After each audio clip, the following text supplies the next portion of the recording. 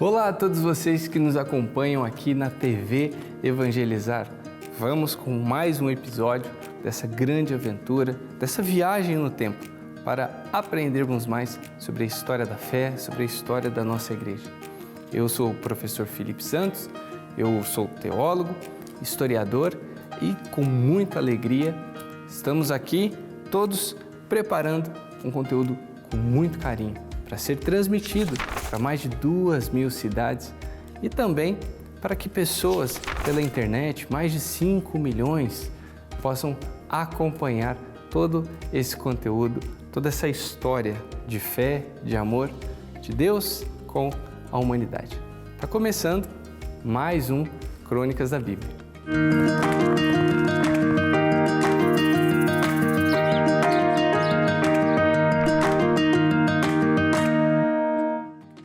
É interessante que o nosso próximo, o outro, ele vai nos apontar, ele vai nos mostrar a nossa identidade.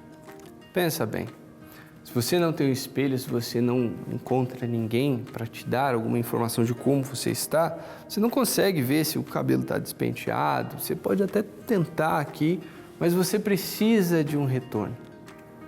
É essa pessoa que está ao seu lado, muitas vezes vai te avisar, olha, hoje você está insuportável, hoje você está muito chato, você está muito legal, nossa, eu te amo, gostei disso que você fez. A nossa identidade, ela começa a ser construída na presença daqueles que nos rodeiam. E assim também foi com a igreja. Na cabeça de muitos, eles eram simples judeus que seguiam esse Cristo, seguiam esse Messias que chegou, que morreu, que ressuscitou e deixou a missão para os seus seguidores de levarem o Evangelho a toda a criatura. Mas, como eles se chamavam? Quando foi que receberam essa identidade de cristãos? Quando passaram a ser reconhecidos assim? Imagina que num contexto de dominação romana, para o romano não tinha diferença nenhuma, ambos eram judeus, ambos monoteístas. Qual era a diferença? O que importava pequenas diferenças ali dentro daquele território em comparação ao tamanho do Império Romano. Então, no episódio de hoje nós vamos entender bem como foi que os cristãos, é até engraçado falar isso, passaram a ser conhecidos como cristãos. Um passo muito importante para se diferenciarem dos demais judeus. Então vamos aqui prestar atenção nesse mapa. Olha que interessante. Aqui nós temos a trajetória de Abraão, onde vai começar essa identidade monoteísta. É interessante que nós temos aqui na região sul da Mesopotâmia, ali pertinho onde está escrito Suméria, ao redor daquele pontinho que está escrito Ur, nós temos a antiga região da Caldeia. Quando nós vemos lá no Gênesis, em alguns discursos também de Santo Estevão, como nós trabalhamos aqui, futuramente nas cartas de Paulo, teremos esse registro da saída do pai da fé desta região. E quando ele chega lá em cima, na região de Harã, ele recebe esse chamado de Deus e fala para ele, olha, vai para a terra que eu ainda vou te mostrar. Vamos começar um projeto novo, vamos começar um povo novo.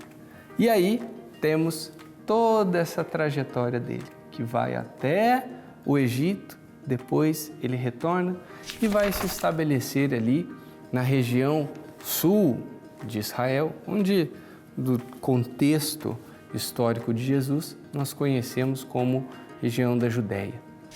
E aqui nós temos o que, vamos dizer assim, o mito fundador do primeiro povo monoteísta.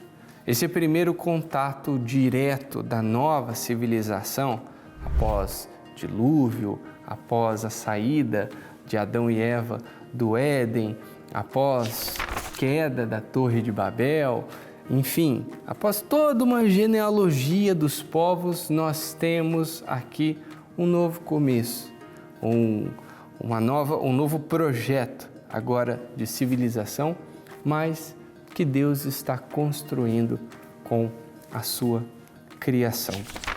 E é interessante que aqui o pai da fé vai caminhando, vai amadurecendo essa ideia de monoteísmo, vai criando novos costumes, vai abandonando certos costumes, vai abandonando os hábitos politeístas, vai abandonando os hábitos, outras liturgias, outros ritos, sai de uma cidade muito importante, Ur no seu tempo, era um grande polo religioso, comercial e político, e começa a ter aí construir, guiar, administrar um povo seminômade. Vemos aqui, de forma mais direta, podemos dizer assim, o mito fundador do povo eleito. Aquelas pessoas que gerações posteriores a toda a história de Abraão, Isaac e Jacó, bem depois dos patriarcas, vão habitar ali a região do Egito, vão para lá devido a uma grande seca na região, o Egito tem condições de receber esse povo, temos a história de José do Egito, posteriormente temos esse registro no início do livro do Êxodo, que um novo faraó que não conhecia José subiu ao trono do Egito e fez o povo de Deus seus escravos. A arqueologia vai nos apontar guerras ali entre os Ixos e os antigos moradores ali do Egito, e posteriormente esses Ixos serão expulsos e os egípcios retomam, vamos dizer assim, o governo de suas terras. Mas é nesse contexto conturbado que nós temos a saída desse povo da escravidão do Egito, que vai caminhar por toda a península do Sinai, uma região que tem diversos desertos ali, e vai subir todo esse trajeto para posteriormente entrar na Terra Prometida. E é interessante que nesses registros nós temos aí a estratégia para evitar os filisteus, nós temos guerras com os moabitas, nós temos conflitos com outros povos que já habitavam aquela região, e dentro desses conflitos, dentro desses problemas, a identidade desse povo começa a ser construída. A lei dada por Deus, escrita na pedra, que seja algo sólido, uma base forte, para que não seja apagada, possa guiar, possa construir a identidade daquele povo. Vemos que todo esse processo de construção parte da relação de Moisés, que administra esse povo, e a partir dele, da instrução de Deus, do que diz a lei, começam a criar o primeiro corpo sacerdotal e que vai guiar essa sociedade, vai instruir essa sociedade, vai ser responsável pelos ritos, pelo dízimo, pela administração do futuro templo, que ainda vai demorar para existir. É o povo que vai manter ali a classe, vamos dizer assim, né? Que vai manter o povo dentro daquilo que Deus sonhou para esse povo, evitando a idolatria, evitando o contato com outras culturas. Um tempo diferente, com ferramentas diferentes, com culturas diferentes, com dinâmicas diferentes entre Deus e o seu povo. Mas, passando isso, chegamos no contexto do Novo Testamento. Temos novos conflitos, temos novos problemas políticos, temos novas identidades, novos desafios e essa lei que antes foi escrita na pedra, agora essa lei é viva, essa lei caminha, essa lei tem um coração, essa lei sangra, chora, essa lei está junto com o seu povo, responde ao seu povo. Muitas vezes é incompreendida, muitas vezes é acolhida, e essa lei vem para retirar toda essa fantasia que morava na cabeça de cada um ali que imaginava um Salvador diferente. Mudam os conflitos, temos novos desafios e agora essa lei que uma vez estava na pedra, agora viva, cresce, ensina, deixa sua autoridade, seu poder, coloca a sua igreja à frente dos planos de salvação. Essa lei vai morrer, ressuscitar e vai guiar a sua igreja. Agora nós temos um mapa diferente. Agora nós vemos que dentro desse contexto de dominação romana, a igreja começa a se expandir. Não de uma forma como muitos pensavam, em forma de guerrilha, em forma de uma força-tarefa que faça com que essa linha de pensamento seja aceita a qualquer custo. Mas vemos esses dois pilares da igreja, o nosso primeiro líder e um personagem que chega depois e vai ser responsável pelo anúncio da palavra em outros povos. E aqui nós chegamos na citação bíblica de hoje, que está em Atos dos Apóstolos, capítulo 11, no versículo 26. Após todo esse trabalho, após toda essa jornada, os cristãos começam a ser reconhecidos.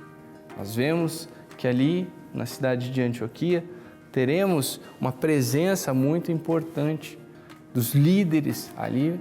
Essa cidade começa a funcionar também como uma base, vamos dizer assim, em que os líderes se encontram, conversam, trocam experiências. Ali as pessoas são catequizadas, ali novos membros da igreja começam a chegar, começam a participar. E olha só que interessante, vemos aqui, durante um ano inteiro, eles tomaram parte nas reuniões da comunidade e instruíram grande multidão, de maneira que em Antioquia é que os discípulos pela primeira vez foram chamados pelo nome de cristãos. Olha que interessante. Eles não colocam, eles não assumem, eles não criam um escudo, uma logo, um uniforme, um ícone. Aos poucos, essa identidade enquanto cristãos começa a ser construída e começa a ser percebida pelos outros. As pessoas que ouviam esses apóstolos percebiam que, poxa, eles também são judeus, eles também vão ao templo, eles também têm um amor à sua tradição, mas eles falam de uma forma diferente. Eles anunciam esse Cristo que os outros ainda estão esperando, tem algo de diferente. Eles falam de alguém que morreu, mas ressuscitou, mas dentro do seu povo tem pessoas que não creem na ressurreição.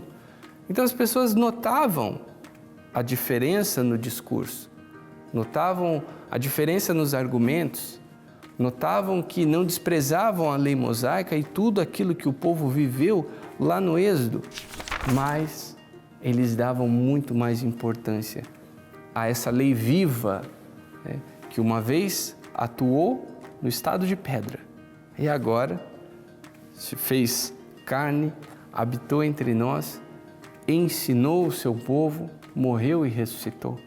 Então você começa a ver traços diferentes essa nova classe, esse novo povo.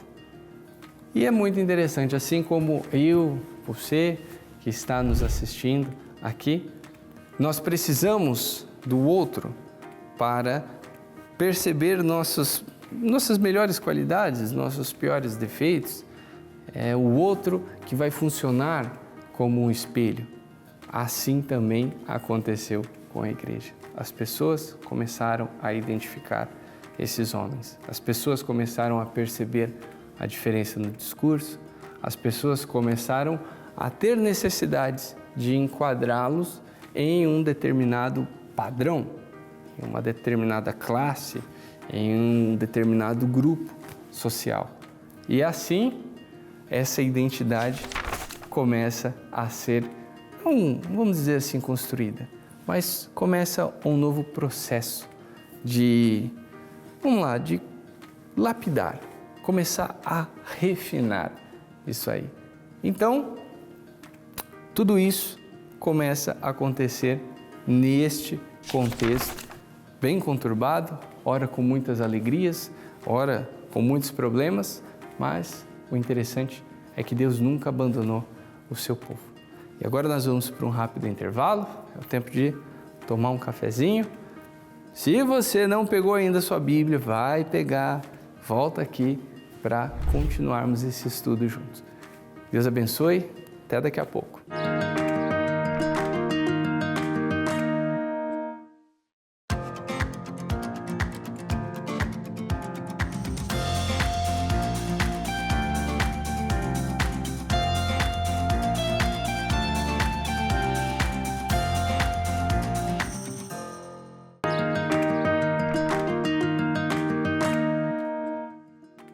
Estamos de volta aqui com Crônicas da Bíblia. Estamos falando sobre um episódio muito interessante que é ali em Atos dos Apóstolos, capítulo 11, onde os discípulos, onde a igreja começa a ser reconhecida como cristã.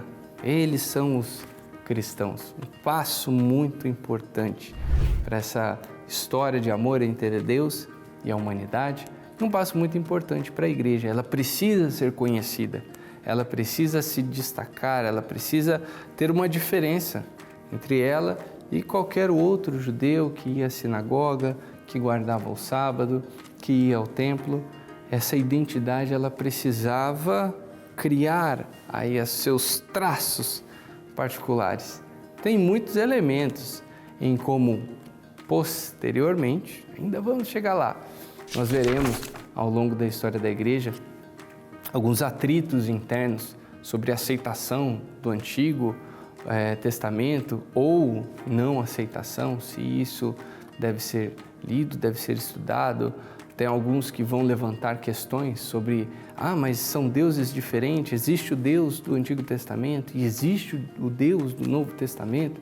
Então, diversas outras questões serão levantadas, porque tudo isso é um processo natural da construção de uma identidade, de um movimento, da igreja, enfim, de uma linha filosófica. Isso é um processo muito bonito, um processo natural que deve acontecer. Este é o normal, não nasce pronto, isso não faz parte da nossa natureza. Mas como falamos, os cristãos passam agora a ser conhecidos. Eles têm um nome, eles têm uma identidade. Eles têm um discurso com elementos comuns. Eles vão falar não só de Moisés, mas vão falar do Cristo vivo. Eles não vão falar sobre Abraão, quer dizer, vão falar sobre Abraão, mas o foco é a ação do Espírito. O principal é o que Cristo fez naquele momento, a autoridade que Ele deixou. Eles vão mostrar o que muitos personagens importantes para a história, lá no passado, tiveram os seus limites, mas que esse Cristo que atuou ali é o único que morreu e ressuscitou. É o único que fez diversos prodígios ali e lá atrás, por mais obedientes ao Deus de Israel, aqueles homens do passado tinham os seus limites assim, bem curtinhos. E o Cristo não. Então, esses elementos começavam a diferenciar aquelas pessoas. E é interessante também olharmos esse desenho aqui, como algumas vezes tocamos nesse assunto, é muito importante voltar nisso, porque é um dos fatores mais importantes daquele momento. Temos ali a espera de um Messias. Mas como é esse Messias? O que ele vai fazer? Quem vai ser a autoridade junto com ele? O que ele vai fazer com o seu reino? O que é que vai acontecer? O que vai acontecer com os outros povos? E quem não acreditar nele, o que é que vai acontecer? Mas e quem acredita, mas quando ele chegou, não estava numa situação boa, o que é que vai acontecer? Será punido? Não vai? E os pagãos? E os impuros? E os judeus que estão lá no mundo grego? O que é que vai acontecer? E o Império Romano? Será que ele vai embora? É esse Messias que vai botar essa galera para correr? Então existia aqui esse problema. Como é o Messias? Existia esse ponto de interrogação e a vontade do povo. Precisamos de um guerreiro, precisamos de alguém forte, precisamos de alguém que reduza ao pó a heresia, alguém que faça correr sangue romano, porque eles machucaram o nosso povo. Esse nosso povo deve ser vingado. É esse Messias que vai colocar um ponto final nessa idolatria, nessa palhaçada, nesse insulto a essa terra do Pai da fé, essa terra em que Deus construiu tanta coisa com o seu povo. Então nós tínhamos esse problema. O que é que vai acontecer? E aí nós teremos a figura desse Cristo vivo, esse Cristo que ressuscitou, e esse Cristo que nas pregações dos apóstolos, ele não é tido como uma presença de alguém que veio aqui e foi embora. Não, ele está vivo, ele está presente dentro da igreja. Ele mesmo diz, quando 2 ou mais estiverem reunidos em seu nome, ele está ali com as pessoas. É um Deus vivo, presente na Eucaristia. É o conceito da Trindade, o Espírito Santo que guia a sua igreja. E essa imagem, a princípio, vai vencer aquele Messias fictício, aquele guerreiro, justiceiro, um revolucionário que habitava na mente de tantas pessoas, e essa figura do Cristo que vai disputar com outras figuras mitológicas, porque o cristianismo vai se encontrar com essas outras culturas. Então, outros modelos de deuses guerreiros, deuses dos mares, deuses da fertilidade, deuses com diversas ocupações, com diversas representações, começam a disputar com a figura do Cristo. Mas, como eu sempre digo, hoje você não vê mais templos de Zeus, de Apolo, mas você vê diversas paróquias que levam o nome, às vezes de Nossa Senhora, às vezes de diversos santos. Então nós vemos que nessa disputa existiu um vencedor, existiram os derrotados. E conforme esse Cristo era apresentado para as demais nações, aqueles corações começavam a aceitar essa mensagem do Evangelho. E eu vou ficando por aqui, e se você quer ver os outros episódios do Crônicas da Bíblia, tem tudo lá no YouTube, no canal da TV Evangelizar. Fico por aqui. Até o próximo episódio.